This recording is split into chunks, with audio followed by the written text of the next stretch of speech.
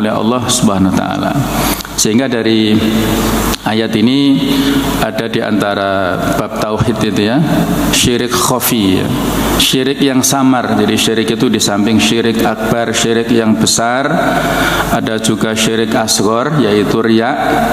Ada juga yang disebut dengan syirik yang khafi, syirik yang samar. Jadi tidak nampak secara zahir kesyirikannya, tapi mengandung kesyirikan. Ada nuansa-nuansa untuk menduakan Allah dalam bab rububiyahnya itu. Di antaranya kalimat Masya Allahu wa syi'ta, ya. Itu masuk syirik khafi. Bahwasanya apa yang terjadi itu adalah berdasarkan kehendak Allah dan kehendakmu, atau manusia di sini ya, kalau kita berkata kepada seseorang. Jadi di sini mengandung unsur syirik khafi, seolah-olah mensejajarkan antara masyiatillah, kehendak Allah, dan kehendak manusia, yang menyebabkan implikasi syirik khafi itu wawu atofnya di situ ya, karena wawu atof itu mengandung unsur kesetaraan. Maka kalau kita dalam menyampaikan sambutan ya atau pidato harus hati-hati, jangan sampai menisbatkan keberhasilan sebuah acara, kesuksesan sebuah acara misalnya, itu hanya kepada usaha manusiawi. Ya, ini bisa bahaya ya, implikasinya berat.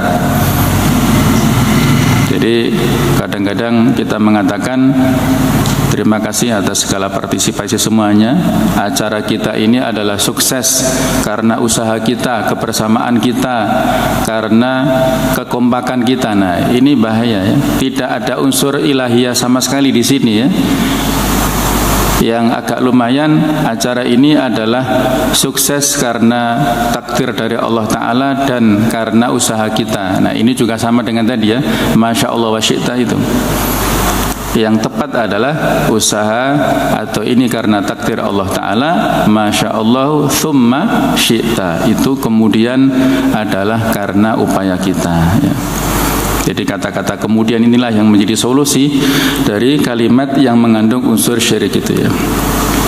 Berikutnya adalah fadilah, fadluha di surah, fadilah surat ini dikeluarkan oleh Imam Ahmad, At-Tirmidzi dan Al-Hakim dari Ibnu Umar, bahwasanya beliau berkata, qala Rasulullah sallallahu alaihi wasallam, telah bersabda Rasulullah sallallahu alaihi wasallam, man sarrahu an yandura ila yaumil qiyamah ka'annahu ra'a ainin, barang siapa yang ingin melihat kondisi hari kiamat seolah-olah melihat dengan kasat mata karena saking detailnya, falyaqra, maka hendaklah dia membaca 3 surat, yaitu surat At-Takwir idza syamsu kuwirat, yang berikutnya adalah surah Al-Infitar idza sama'un fatarat, dan yang ketiga adalah surat Al-Insyiqaq idza sama'un syaqqat. Nah, 3 surat ini saling ada kemiripan ya,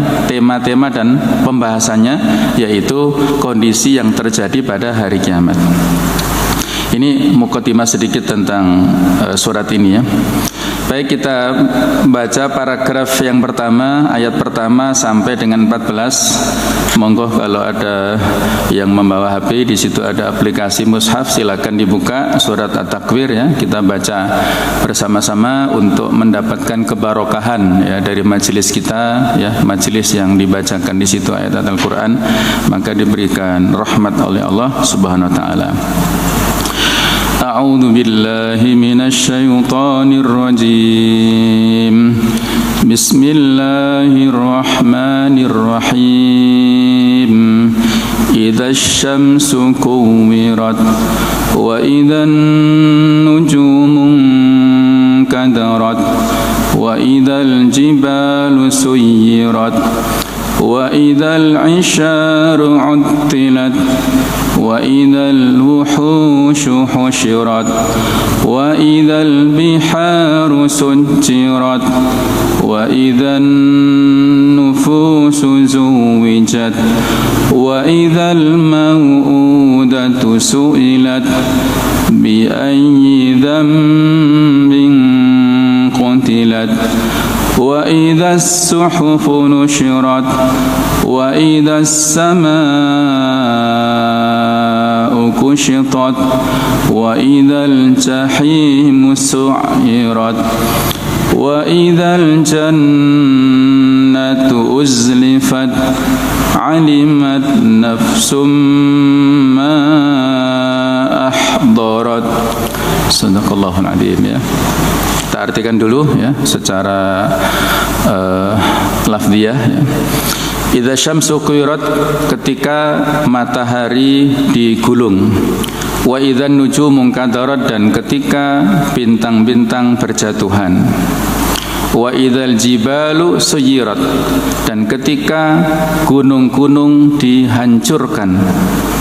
Wa idzal isyaru uttilat, dan ketika unta-unta yang sedang bunting ya, sedang hamil itu utilat, ditinggalkan, sudah tidak diurus lagi oleh pemiliknya. Wa idzal wuhusyu husyirat, dan ketika binatang-binatang buas dikumpulkan. Wa idzal biharu sujirat, dan ketika lautan-lautan dipanaskan.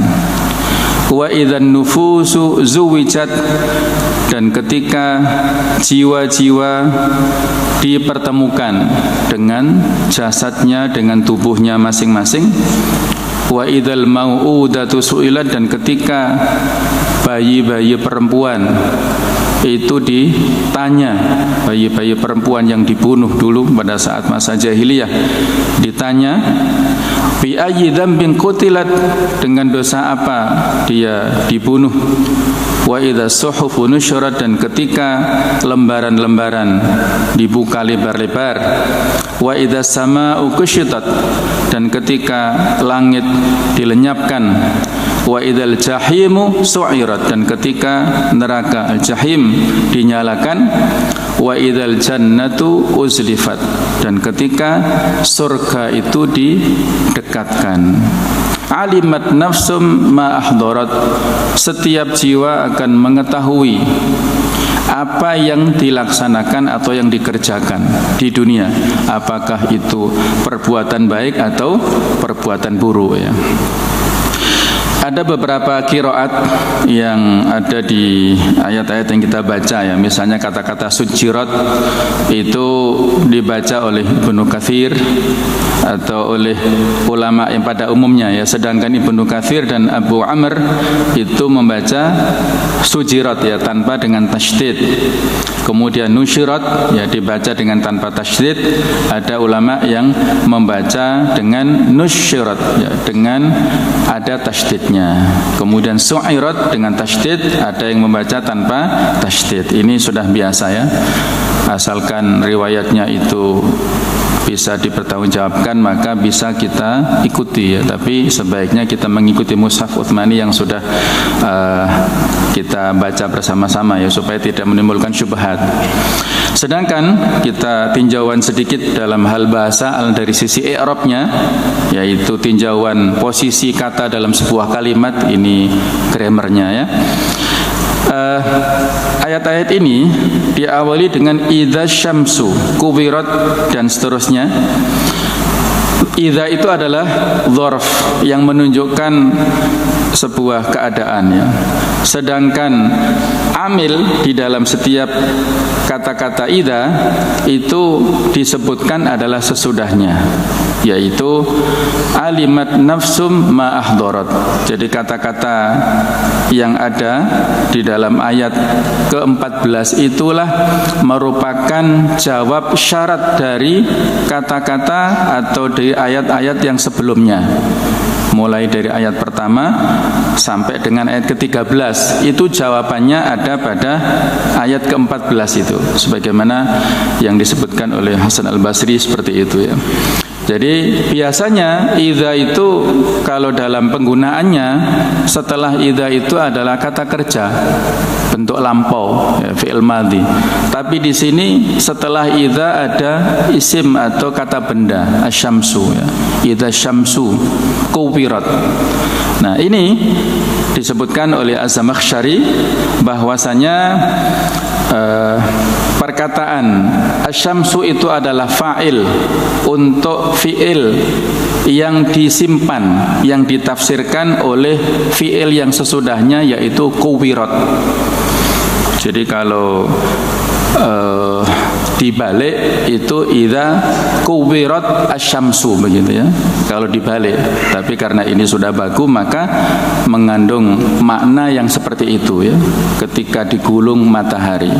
Jadi takwilnya atau tafsirnya adalah bahwa fa'il adalah asyamsu, kemudian fi'il itu disebutkan, dijelaskan sesudahnya, yaitu kuwirat. Nah, jemaah sekalian, kita teruskan langsung kepada tafsir wal bayan, penjelasan dari beberapa ayat yang sudah kita baca ya. Idza syamsu kuwirat wa idza nujumu kadarat wa idzal jibalu suyirat. Ingatlah ketika Allah Ta'ala menjadikan langit itu digulung ya. Jadi ilustrasinya di sini menggunakan kata-kata kuwirat, digulung, seperti digulungnya kata kuwiril imamah, digulungnya sorban, dibulat seperti itu ya, atau digulungnya pakaian baju, dilipat, gulung kemudian dilemparkan. Nah, seperti itulah matahari yang dalam kondisi panasnya seperti itu dan sangat besar, tetapi dalam kuasa Allah Ta'ala begitu remehnya ya. Itu pada saat tanda-tanda terjadinya atau menjelang hari kiamat. Menurut Abdullah bin Abbas bahwa antara ayat pertama ya sampai dengan ke-13 ini bisa dibagi menjadi dua klasifikasi tanda ya. Antara ayat pertama sampai ayat ke-6 itu adalah terjadi menjelang terjadinya hari kiamat, ya sudah hampir lah gitu ya. Sedangkan ayat ke-7 sampai ke-13 itu adalah setelah terjadi hari kiamat. Jadi menunjukkan ada 12 pembahasan di sini, ada 12 tanda yang disebutkan di masing-masing ayat ini ya. Ayat pertama sampai ayat ke-6 itu masing-masing tanda menjelang terjadinya hari kiamat. Kemudian ayat ke-7 sampai ke-13 itu ada 6 poin juga, itu pasca terjadinya hari kiamat itu.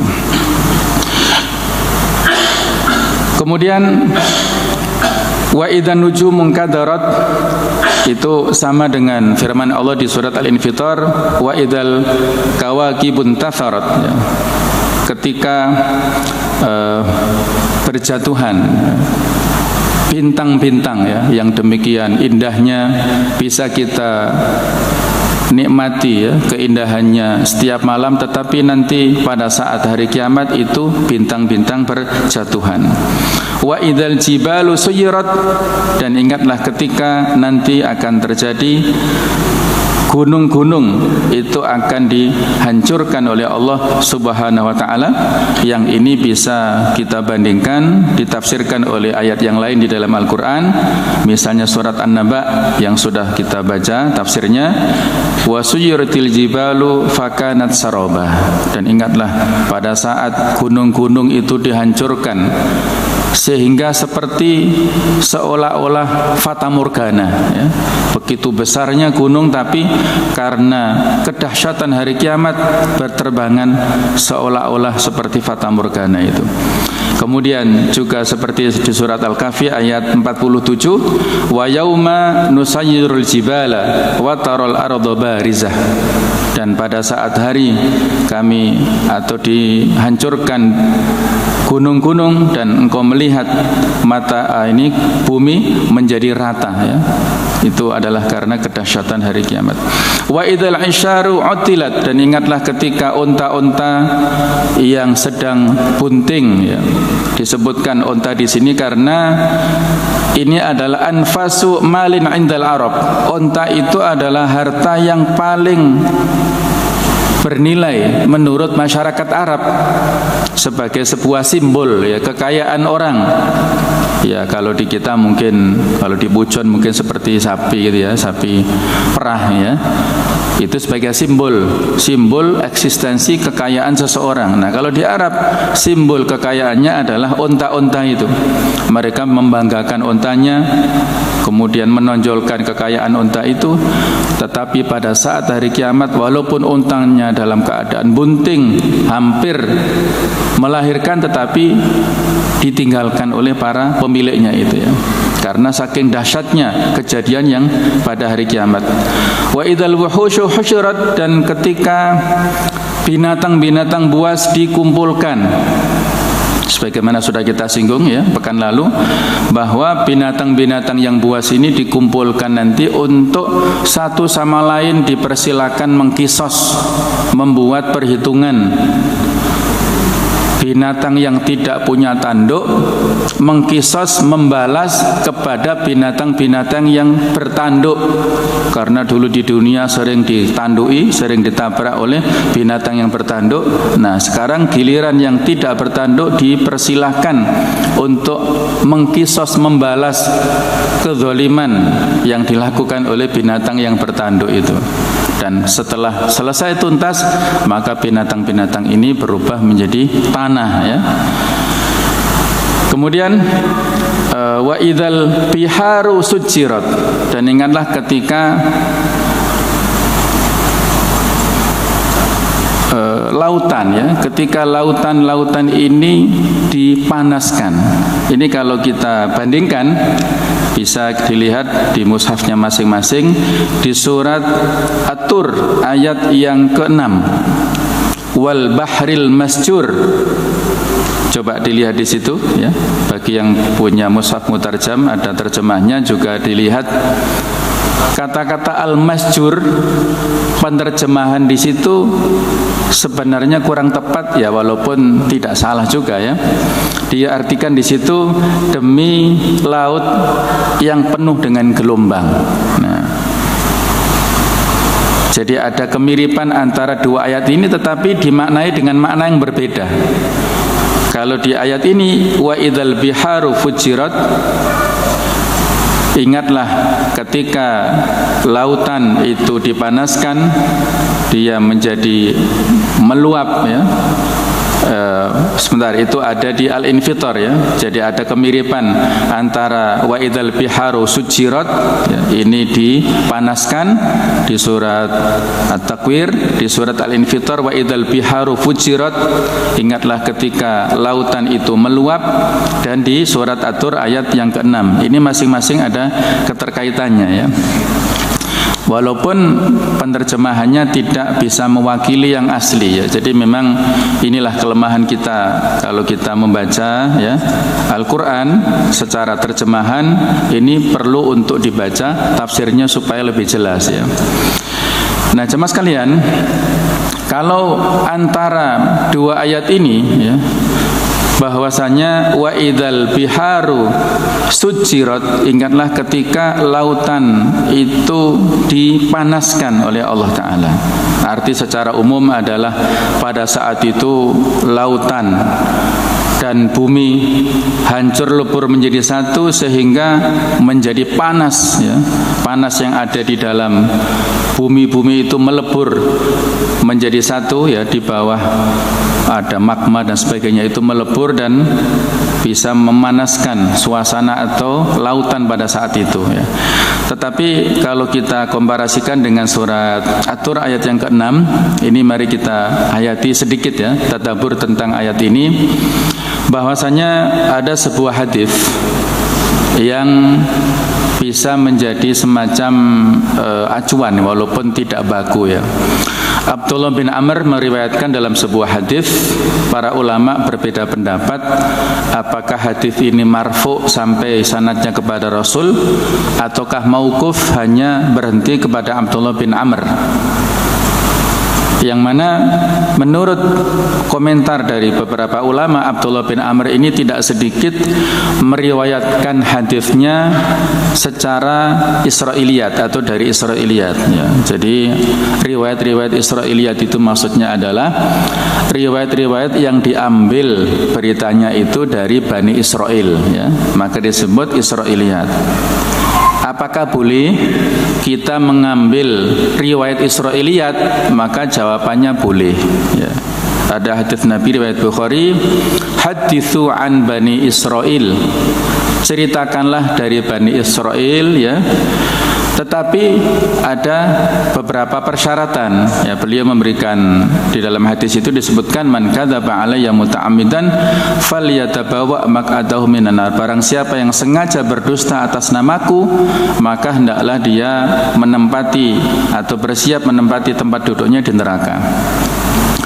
Ada 3 syarat kita boleh mengambil riwayat Israiliyat, termasuk tafsir Ibnu Katsir ya, sebenarnya yang asli bukan yang mukhtasornya itu juga relatif cukup ya, bukan banyak tapi cukup banyak riwayat-riwayat Israiliyatnya. Maka dibuatlah mukhtasornya ya. Jadi yang lebih aman yang kita pelajari mukhtasornya, singkat atau ringkasannya itu. Jadi riwayat Israiliyat ini boleh kita ambil dengan 3 persyaratan. Yang pertama adalah bahwa riwayat ini tidak terkait dengan hukum halal haram. Jadi nggak boleh mendasarkan halal haram hukum dalam syariat dari riwayat Israiliyat. Yang kedua, an la yastadim bin nusus asy-syar'iyyah, tidak bertentangan dengan teks-teks syar'i, apakah Al-Qur'an atau hadis lain yang sahih ya, itu tidak boleh. Dan yang ketiga adalah an yata'allaq bil fadhail wat tazkiyah. Jadi kaitannya terkait dengan masalah-masalah fadilah-fadilah amal ataupun dalam bab tazkiyatun nafs untuk mensucikan diri kita. Nah, baru itu boleh kita ambil riwayat tentang masalah dari Israiliyat ini ya. Yang diceritakan Abdullah bin Amr ini ada kaitannya dengan ayat-ayat ini ya.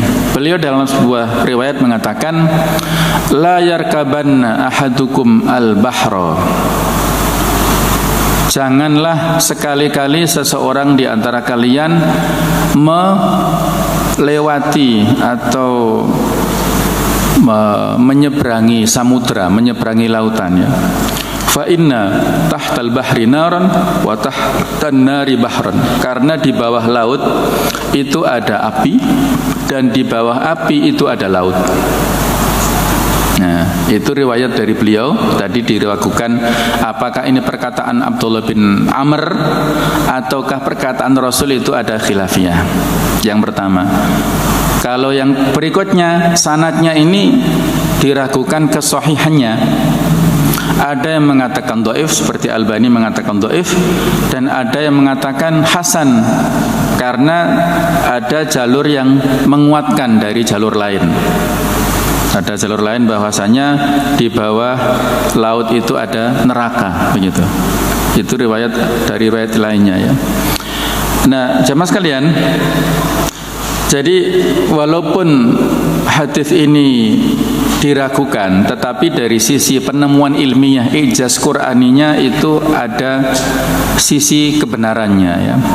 Kalau hadis ini mengandung larangan dan mengandung berita ya. Larangannya juga sebagai wacana, beritanya juga wacana. Karena kalau kita menaiki atau melewati laut itu juga atau disebutkan, saya ada kekurangan istilah, la yarkabanna ahadun al-bahra illa ghaziyan au mu'tamiran au hajan. Janganlah menyeberangi lautan kecuali untuk tujuan jihad fisabilillah, berperang, atau untuk berumrah ataupun haji. Karena itu tadi alasannya di bawah lautan itu ada api dan di bawah api itu ada lautan ya. Jadi ini larangan ya. Jadi yang mengandung larangan ini menjadi wacana ya. Tidak ada unsur kepastian di situ. Karena kita kalau tujuannya berdagang, tujuannya untuk talabul ilmi juga tidak ada salahnya. Transportasinya lewat lautan ya. Jadi ini sekedar untuk wacana. Sedangkan berita yang ada di dalam hadis ini menceritakan di bawah laut itu ada sebuah api, itu sudah ditemukan secara ilmiah oleh para ilmuwan ya. Jadi setelah Perang Dunia Kedua itu para ilmuwan mencari semacam energi alternatif mineral yang di daratan itu sudah mulai langka ya, karena sudah dibuat oleh manusia ya secara maksimal. Maka mereka berusaha untuk mencari alternatif, mencari-cari apakah ada di lautan. Ternyata mereka menemukan itu ya. Dari sisi teori ilmiahnya lebih detail saya tidak begitu memahaminya, tapi intinya bahwa di dasar laut itu ada sebuah api ya.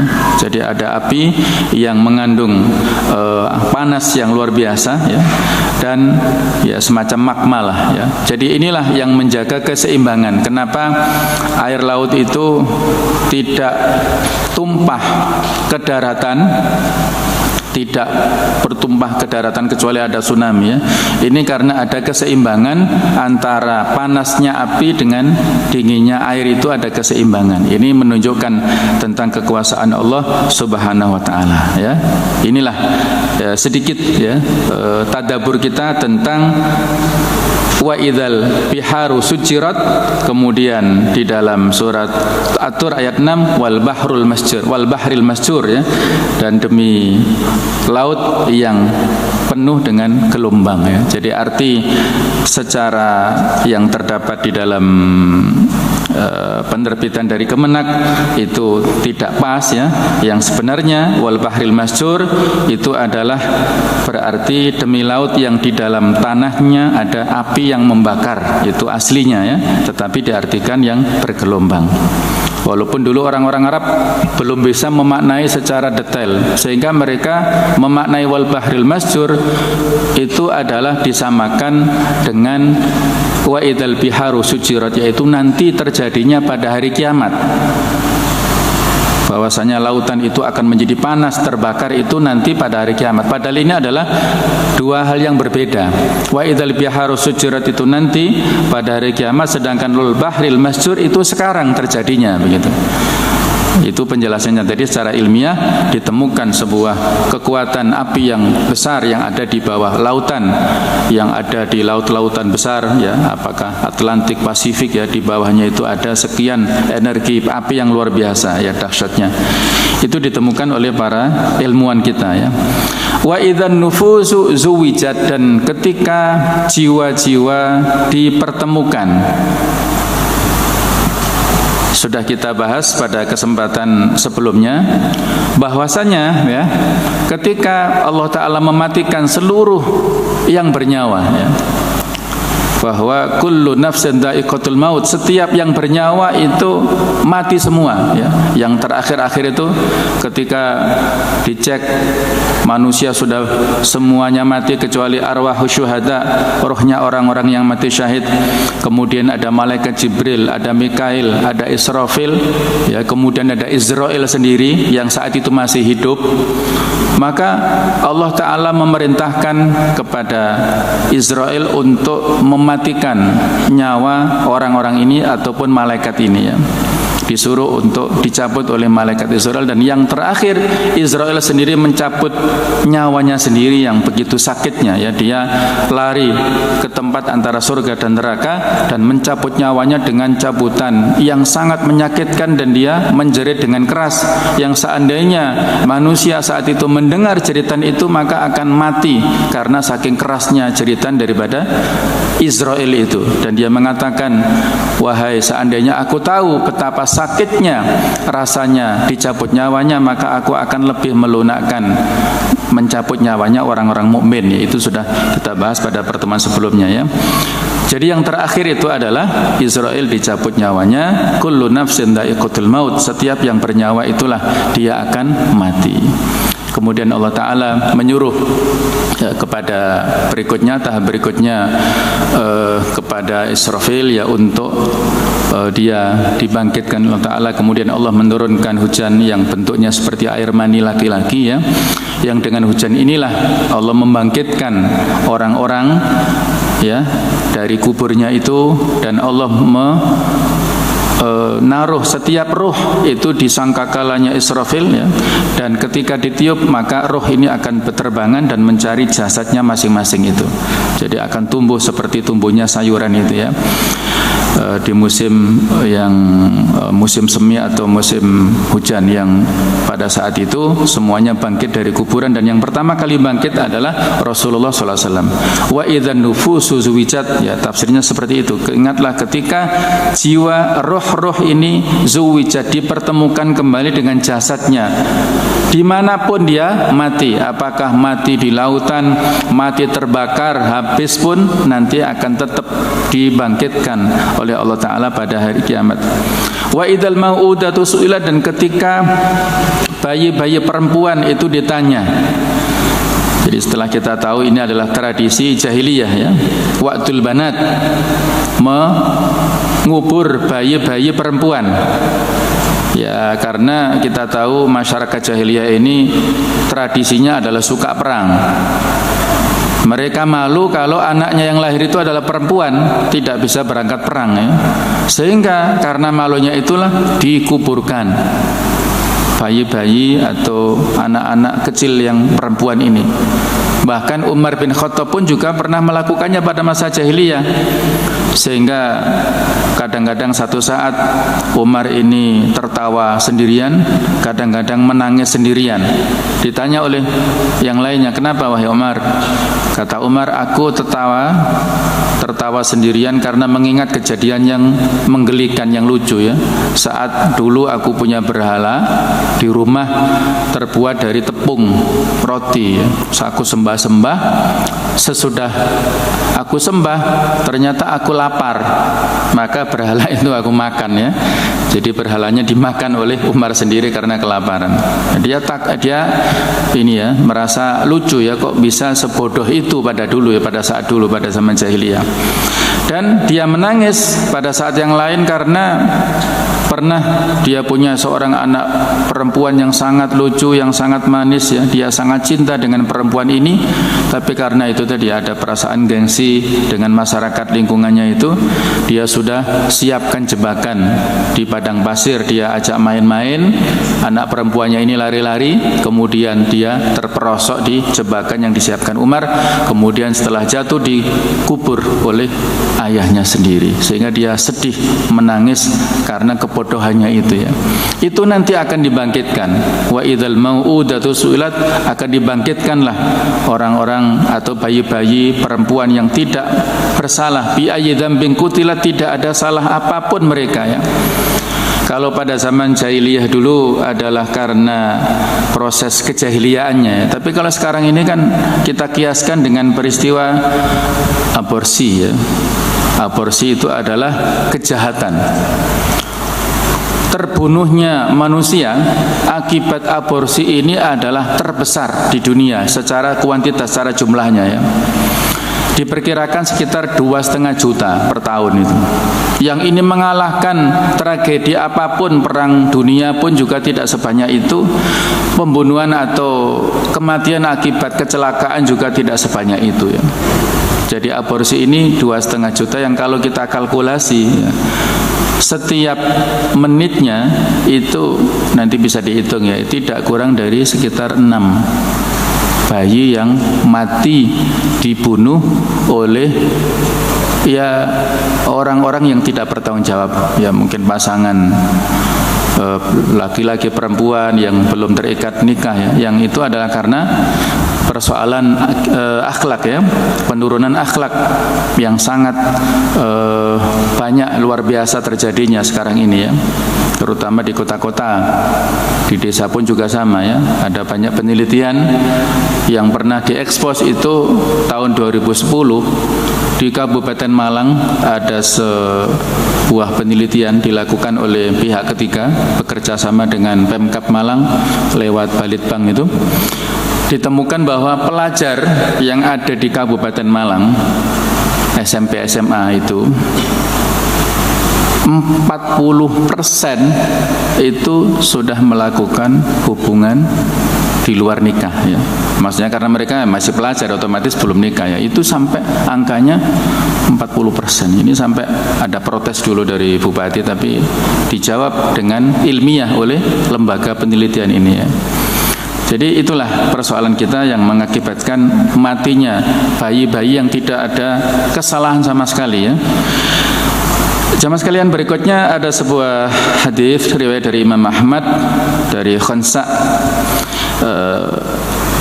Ibnatu Muawiyah As-Sarimah dari pamannya. Beliau mengatakan, qultu ya Rasulullah, aku bertanya wahai Rasulullah, man fil jannah, siapakah orang yang ada di dalam surga? Maka beliau menjawab, an-nabiyyu fil jannah, nabi itu ada di dalam surga. Wa syahid fil jannah, orang yang mati syahid itu ada di surga. Wal mauludu fil jannah, bayi yang terlahir yang meninggal sebelum balik yang belum mukallaf itu nanti ada di surga. Wal mau'udatu fil jannah, bayi perempuan yang dibunuh yang mati tidak ada dosanya itu juga ada di surga ya. Inilah riwayat yang bisa memperkuat riwayat yang lainnya ya. Jadi orang atau Rasul ya, Nabi, kemudian orang yang mati syahid, kemudian bayi yang belum mukallaf yang belum balik, kemudian bayi yang dibunuh oleh orang tuanya, itu nanti semuanya ada di surganya. Ada riwayat lain yang menyebutkan surga itu merindukan 3 orang di antara sahabat ya. Yang pertama yang dirindukan surga itu adalah Ali bin Abi Thalib. Yang kedua adalah Abu Dzar Al-Ghifari, nama masjid kita ini. Yang ketiga yang dirindukan surga adalah Salman Al-Farisi. Nah, sehingga bisa jadi karena hadis ini kemudian orang-orang Syiah ya itu memegang teguh hadis ini sehingga mereka mengkafirkan para sahabat kecuali 3 orang ini, Ali bin Abi Thalib, Abu Dzar Al-Ghifari dan Salman Al-Farisi ya. Jadi Salman ini walaupun dia bukan dari orang Arab, dia dari Persia sana, mengembara minta kebenaran. Dia orang tua dari menyembah sana Majusi ya, dia bertugas untuk menjaga api yang disembah oleh orang-orang Majusi. Kemudian dia mencari petunjuk juga dari orang-orang Yahudi, dari orang Nasrani, sampai mengembara luar biasa sampai ke Madinah ya. Itu beliau mencari langsung petunjuk kebenaran. Itulah luar biasanya Salman Al-Farisi. Walaupun dia bukan Ahlul Bait, tapi ketika orang Ansor, orang Muhajirin rebutan ingin mengklaim Salman termasuk golongan mereka, Nabi mengatakan Salman minni Ahlul Bait, Salman itu dariku, itu adalah termasuk Ahlul Bait, keluarga besar Rasulullah SAW. Itu berita kehormatan yang luar biasa ya. Inilah jemaah sekalian tadabbur kita terkait dengan surat At-Takwir ayat 1 sampai dengan ayat 14. Mudah-mudahan bisa kita fahami dengan baik dan mudah-mudahan kita semuanya dijadikan termasuk Ahlul Quran ya, keluarga kita dan juga semua anak turun kita insyaallah mudah-mudahan termasuk Ahlul Quran, yang dengan inilah insyaallah Al-Quran inilah yang akan bisa memberikan syafaat untuk kita semua pada hari kiamat. Amin ya rabbal alamin. Subhanakallahumma bihamdik asyhadu an la ilaha illa anta astaghfiruka wa atubu ilaik. Wassalamualaikum warahmatullahi wabarakatuh.